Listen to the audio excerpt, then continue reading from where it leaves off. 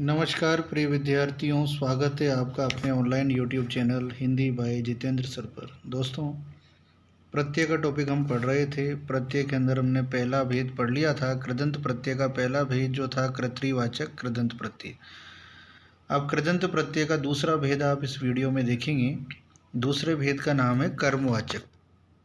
कर्मवाचक की परिभाषा, वे प्रत्यय जो कर्म के अर्थ को प्रकट करते हैं कर्मवाचक प्रत्यय कहलाते हैं। प्रिय विद्यार्थियों, कर्मवाचक के अंदर दो ही प्रत्यय हैं, ओना और ना। जैसे खिलौना और बिछोना। आपसे पूछे खिलौना में कौन सा प्रत्यय है तो ओना, बिछोना में कौन सा प्रत्यय है तो ओना। आपसे पूछ ले खिलौना में लगा हुआ प्रत्यय किस प्रकार का है तो कर्मवाचक। प्रिय विद्यार्थियों, दूसरा प्रत्यय ना है, उससे शब्द बना खाना, दाना और गाना। आपसे पूछा जाए गाना में कौन सा प्रत्यय है तो ना, या गाना में लगा हुआ प्रत्यय किस प्रकार का है तो वो होगा कर्मवाचक। तीसरा प्रत्यय का भेद है करणवाचक। तो कृदंत प्रत्यय का तीसरा भेद है करणवाचक। करण का तात्पर्य है साधन से, जो साधन का निर्माण करें और क्रिया से जुड़े हुए हों, वो कहलाएंगे आपके करणवाचक कृदंत प्रत्यय।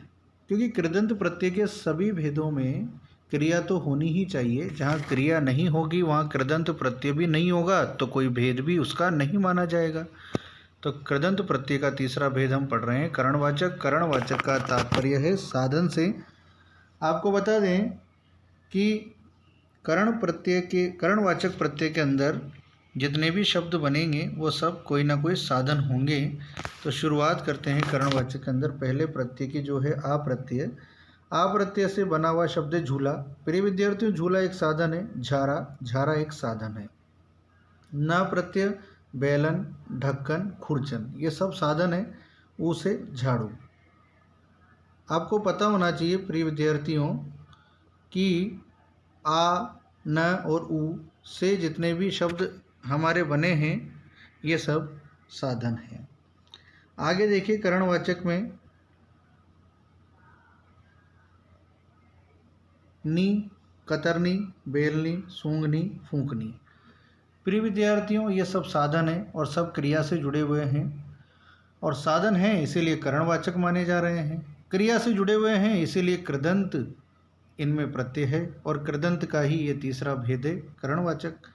अब परीक्षाओं में किस प्रकार का प्रश्न आ सकता है, जैसे फूंकनी में कौन सा प्रत्यय है तो नी।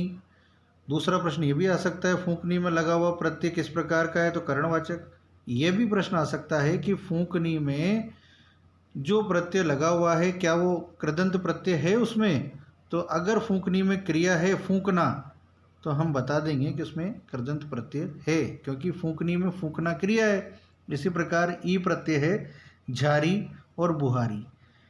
अब बुहारी शब्द में बुहारना क्रिया है, तो इसका मतलब इसमें भी कृदंत प्रत्यय है। और बुहारी एक साधन है, तो कृदंत के अंदर ये तीसरे भेद में आ गया करणवाचक में। और आपसे डायरेक्ट पूछे कि बुहारी में कौन सा प्रत्यय है तो आपको बताना है ई प्रत्यय। बुहारी में लगा हुआ प्रत्यय किस प्रकार का है तो आपको बताना है करणवाचक। आपसे पूछे बुहारी में प्रत्यय जो लगा हुआ है वो कृदंत है या नहीं है, तो बुहारी में क्रिया है बुहारना, यानी क्रिया है तो कृदंत प्रत्यय है। ये थे करणवाचक कृदंत प्रत्यय। अब हम देखेंगे भाववाचक कृदंत प्रत्यय। प्रिय विद्यार्थियों, भाववाचक कृदंत प्रत्यय में जितने भी शब्द हैं इन सब में भाववाचक संज्ञा है। और ये वो प्रत्यय हैं जो भाववाचक संज्ञा के शब्दों का निर्माण करते हैं। तो आपको पता होना चाहिए कि भाववाचक कृदंत प्रत्यय में कौन कौन से प्रत्यय आते हैं।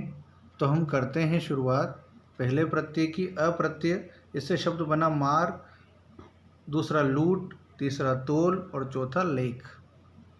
अप्रत्यय में से पूजा, आई से लड़ाई, कटाई, चढ़ाई, सिलाई। आन से मिलान, चढ़ान, उठान, उड़ान। आप से बना मिलाप और विलाप। आऊ से बना चढ़ाऊ, घुमाऊ, कटाऊ। प्रिय विद्यार्थियों, ये जितने भी शब्द आपको दिख रहे हैं इन सब में भाववाचक संज्ञा भी है। और प्रत्यय पूछे तो भाववाचक कृदंत प्रत्यय है। अब प्रश्न दो तरीके के या तीन तरीके से परीक्षाओं में पूछे जाते हैं। जैसे उड़ान में कौन सा प्रत्यय है, तो आन। उड़ान में लगा हुआ प्रत्यय किस प्रकार का है, तो भाववाचक। ये भी पूछ सकते हैं उड़ान में क्या कृदंत प्रत्यय है, तो उड़ना क्रिया है तो कृदंत प्रत्यय तो है।